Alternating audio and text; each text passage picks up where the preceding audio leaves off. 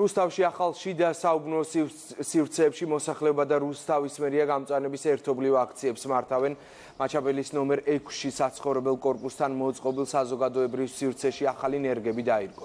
გამწვანების აქციაში რუსთავის მერი ნინო ლაცაბიძე და რუსთავის დელეგატი საქართველოს პარლამენტში ირაკლი შატაკიშვილი მოსახლეობასთან და საკრებულოს ფრაქცია ქართული ოცნების წევრებთან ერთად ჩაერთნენ.